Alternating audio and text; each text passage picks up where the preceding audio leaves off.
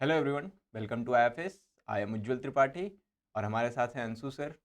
तो सर, बच्चों का सवाल ये है कि यूजीसी नेट तो उनका क्वालिफाई हो गया बहुत जी, बच्चों जी, का, जी। तो ई सर्टिफिकेट कब आएगा?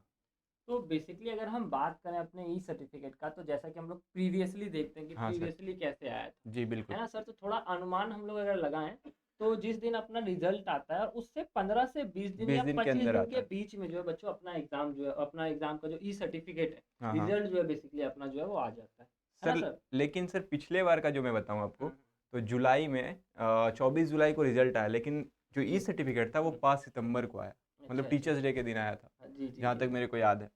तो ये जो है सर, कभी कभी लेट कर देते हैं एनटीए वाले।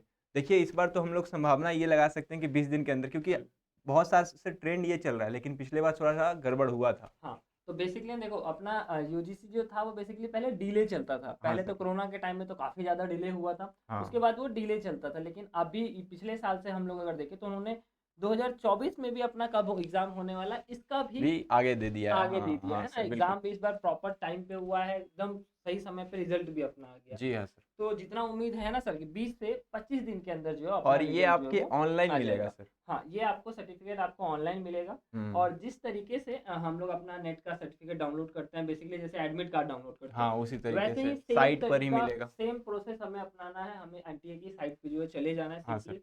वहाँ पे अपना एप्लीकेशन नंबर और उसके साथ साथ अपना date of birth. Date of birth भी हमें जो है पुट करना है ना। और जो आपका जो ई सर्टिफिकेट आएगा वो और वो आपका उस टाइम, लॉक्ड फॉर्मेट में हाँ आएगा। सर, और वो उस टाइम आएगा तो हम लोग बता भी देंगे। हाँ, जिस समय आएगा तो हम लोग भी बेसिकली उसको जो है वो बताएंगे कि इस समय आ गया, इस तरीके से आप लोग डाउनलोड कर सकते हैं। जैसे कि मैंने अपना ई सर्टिफिकेट निकाला था तो वो लॉक्ड फॉर्म में आया था, हाँ सर, हाँ है ना? मेरा भी वैसा ही आया था हाँ, सर। हाँ, तो आप लोग याद रखिएगा, जब ई सर्टिफिकेट आता है तो वो लॉक्ड फॉर्म में होगा। वहाँ पे आपको अपना नंबर, अपना अपना नाम, नाम का कुछ अक्षर और नाम डेट के ऑफ बर्थ। स्टार्टिंग के 3 या 4 अक्षर और उसके साथ हाँ। साथ अपना डेट ऑफ बर्थ भी जो है वहाँ पे पुट करना होता है। उसके बाद वो डॉक्यूमेंट जो अपना खुल जाता जी हाँ सर। है ना? तो ये जो है, जो नेट का सर्टिफिकेट है वो तो ऑनलाइन साइट से डाउनलोड होगा, लेकिन जेआरएफ का सर, जो जेआरएफ क्वालिफाई किए हैं, तो हम्म, उनका अवार्ड लेटर कैसे आएगा सर? तो जी वो सर। आएगा पोस्ट ऑफिस से। अच्छा। पोस्ट ऑफलाइन से आएगा सर। ओके, चलो। जेआरएफ अवार्ड लेटर, ये आपके ऑफलाइन मोड में आएगा। ठीक है, ऑफलाइन में पोस्ट ऑफिस, जो आपका एड्रेस दिया होगा उस पोस्ट ऑफिस पे आएगा। तो JRF award letter offline, and NET e certificate, क्योंकि आजकल हमारा इंडिया डिजिटल हो चुका है सर, तो ये ऑनलाइन आपको मिल जाएगा।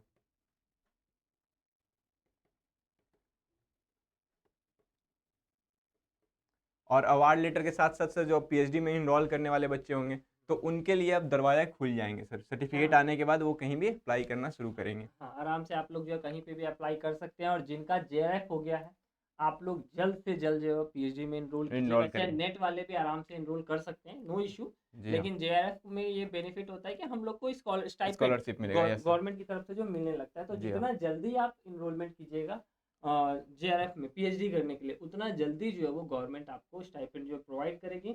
और देखो मैं बताऊँ, जिनका निकल गया है वो लोग अब बेसिकली क्या करें, जिनका नेट या जेआरएफ निकल गया है, तो आप लोग अपने ड्रीम के अनुसार जो है काम कीजिए। लाइक आपका नेट निकला है, आप लोग को, आपको लगता है कि मुझे बेसिकली रिसर्च करना है, तो रिसर्च का काम स्टार्ट कर दीजिए, जी है हाँ, ना सर? बिल्कुल सर। और अगर आप चाहते हैं कि नहीं मुझे असिस्टेंट प्रोफेसर बनना है, हाँ सर, तो तो अप्लाई करना तो शुरू कर दें। अपना अप्लाई करना आप लोग अभी से स्टार्ट कर दीजिए। प्राइवेट यूनिवर्सिटी काफ़ी सारी हैं, गवर्नमेंट है ना? ऑनलाइन तो प्लेटफॉर्म है सर। ऑनलाइन काफ़ी सारा प्लेटफॉर्म है, जाइए सर्च कीजिए, है ना?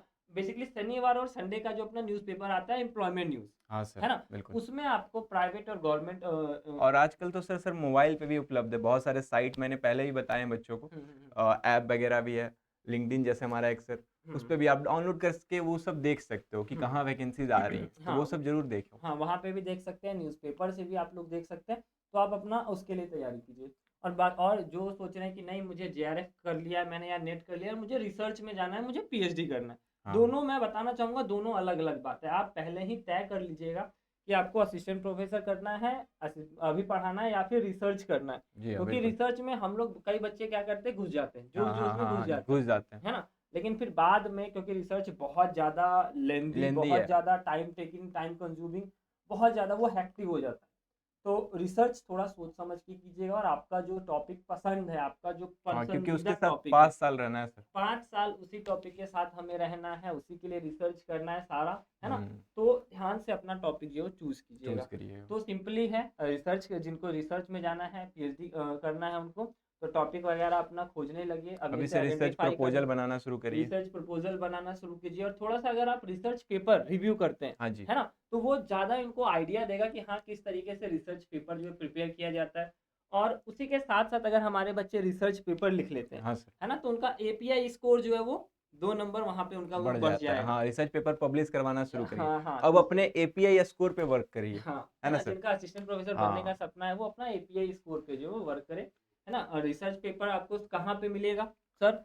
हाँ, तो वो तो तो सर बहुत सारे रिसर्च पेपर हैं, बहुत सारे आपको गूगल बनाने होंगे। साइट्स है, वहाँ पे मिल जाएगा आपको, लाइक अपना गूगल स्कॉलर है अपना, हाँ, है हाँ, ना, वहाँ पे आप जा सकते हैं और मतलब वहाँ पे इंटरनेशनल जर्नल्स में पब्लिश करवाओ, नेशनल जर्नल्स जो हाँ जो कि यूजीसी के केयर लिस्ट में हैं, उनमें पब्लिश करवाना, क्योंकि हाँ आप तभी आपको स्कोर मिलेगा। अब ऐसे तैसे कहीं पे पब्लिश करवा दोगे तो नहीं मिलेगा, यूजीसी केयर लिस्ट में सर। हाँ, है जैसे ना, स्कूपर्स हो गया, ऐसे 2-3 और जर्नल हैं, तो हाँ, उनमें पब्लिश करवाओ तो ज़्यादा अच्छा है, ठीक है है? ना। तो थोड़ा सा ये सब चीज़ों ध्यान में रखिएगा आप लोग, अभी से अब और स्टार्ट कर दीजिए। सर्टिफिकेट तो सर 5 से 10 फरवरी के बीच में आने के पूरे चांसेस हैं। हाँ हाँ हाँ, है ना, बिल्कुल इन सब चीज़ों को ध्यान में रखिएगा। और ऐसा नहीं है कि हम लोगों ने एग्जाम निकल गया अब रिलैक्स चिल मारना है, नहीं, नहीं, नहीं। ऐसा नहीं है। तो फिर कोई फायदा नहीं है, नहीं, हमें फिर मेहनत, सर्टिफिकेट सिर्फ रखा रह जाएगा। हाँ, फिर वो सर्टिफिकेट सिर्फ एक दीवार पे टंगी हुई डिग्री जो है वो हाँ, बन जाएगा। तो क्योंकि यूजीसी नेट सर निकालने के बाद भी मेहनत है, हाँ, उसके है ना, बाद ही तो असली मेहनत शुरू होता उसके है। बाद ही रियल और अपनी असली मेहनत जो है बच्चों को स्टार्ट होती है। तो हाँ, मेहनत कीजिए और डेफिनेटली आपका जो है कहीं ना कहीं जरूर होगा, बस मेहनत करना है, अपना काम है,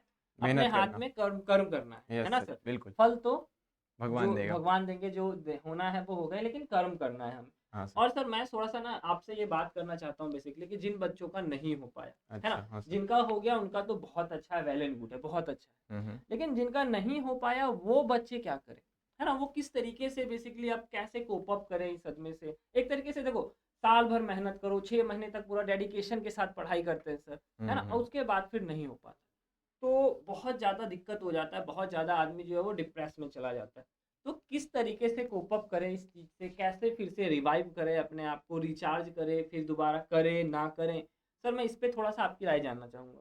सर तो देखिए, ऑप्शन तो यही है, रिचार्ज अपने आप को करना ही पड़ेगा, मतलब फिर से रिवाइव अपने आप को करना ही पड़ेगा, तभी कुछ हो पाएगा। क्योंकि सर आप एक चीज़ पे 6 महीने दे चुके हो, अब 6 महीने दे चुके हो तो इसका मतलब कि आपका 6 महीना वेस्ट हो चुका है उस पे, तो वेस्ट नहीं जाने दो उसको और 6 महीने देकर, क्योंकि आप 6 महीने पहले आपका तैयारी हो चुका है, और 6 महीने दोगे तो और अच्छी तैयारी हो जाएगी ना, तो आपकी तैयारी अगले एग्ज़ाम के लिए अच्छी तैयारी हो जाएगी, जिसके कारण मैं तो कहूँगा कि आप लगे रहो, ठीक है? हाँ, और देखो 2-3 अटेम्प्ट तक लगे रहना चाहिए, यूजीसी नेट ऐसा है 2-3 अटेम्प्ट तक लगे रहना चाहिए, उसके बाद पीएचडी के लिए आप देख सकते हो, मतलब बिना नेट के भी पीएचडी तो होता ही है सर, तो तब दे सकते हो, लेकिन 2-3 अटेम्प्ट तक तो लगना है आपको बढ़िया से, ठीक है? क्योंकि 2-3 अटेम्प्ट मेहनत से दोगे तभी निकलने के चांसेस हैं। हाँ, ठीक है। और मैं बेसिकली ये बताना चाहूँगा कि आप ना अपने आप से क्वेश्चन कीजिए, है ना, मेरा जो मानना है कि आपने क्यों स्टार्ट किया था इस चीज़, हाँ सर, बिल्कुल। है ना, सिंपल सा मेरा ये कहना है कि आप लोग अपने आप से पूछिए कि why I have started this.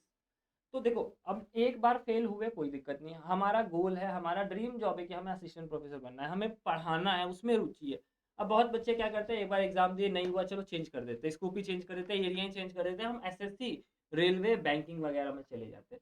अब देखो मेरा ये मानना है कि मान लीजिए आप सपोज दैट छोड़ करके आप बैंकिंग में या रेलवे में चले जाते हैं, तो दोनों का सिलेबस में बहुत ज़्यादा वेरिएशन जी है ना। सर, तो बिल्कुल। 6 महीना जो आपने डेडिकेशन के साथ पढ़ाई किया और उसके बाद आप एसएससी में जा रहे हैं, तो पूरा का पूरा वेस्ट हो जाएगा आपका, क्योंकि उसका सिलेबस अलग है और इसका सिलेबस जो है टोटली अलग है। बिल्कुल सर। इसीलिए सबसे पहले अपने आप से क्वेश्चन आस्किंग करना है कि भाई मैंने क्यों स्टार्ट किया था, हुँ, हुँ, मेरा हुँ। क्या था, उसको फोकस कीजिए और उसके बाद फिर छोड़िए तो बिल्कुल जी नहीं। सर, कि एक बिल्कुल। बार फेल हो गए, ठीक है, क्या हुआ, गिर गए, कोई बात नहीं, है ना। कोई बात ऐसा जरूरी थोड़ी ना कि हर बार हम पत्थर मारे और आम टूट ही जाए, हाँ, है ना। बिल्कुल, तो बिल्कुल, बिल्कुल। प्रैक्टिस भी कोई चीज होती है बोल करके, हाँ, बिल्कुल है सर। ना। तो हमें लगे रहना है और इस बार जिनका नहीं हो पाया, है ना, आप लोग बेसिकली अपने कमियों को फाइंड कीजिए कि हाँ आखिर कमी कहीं ना कहीं जो है वो रह गई, तो क्या कमी रह गई, उसको आइडेंटिफाई कीजिए, उसको पता लगाइए, है ना। और उसी के साथ साथ हम लोग, मैं उज्जवल सर जो है डेली लाइफ पे आपके लिए डेली यूट्यूब पे डेली क्लासेस लेके आ रहे हैं। उज्जवल सर 6 बजे अपने इंग्लिश चैनल पे लेके आते हैं, डेली इंपॉर्टेंट क्लासेस लेके आ रहे हैं। उसी तरीके से मैं आईएफएस के कॉमर्स चैनल पे शाम में 6 बजे जो है वो इंपॉर्टेंट कोर्सेज लेके आता हूँ। तो जरूर से जरूर जो है वो उसको ज्वाइन अटेंड कीजिए, करें उसको। अटेंड करें, है ना सर। Okay, thank you. तो वीडियो अच्छी इसी लगी के हो तो साथ, चैनल सब्सक्राइब भी कर लें। हाँ, और अगर आपको वीडियो अच्छा लगा हो तो चैनल को जरूर सब्सक्राइब कीजिएगा, अपने वैल्यूएबल कमेंट्स जो है वो जरूर दीजिएगा। Till then take care, bye bye and best of.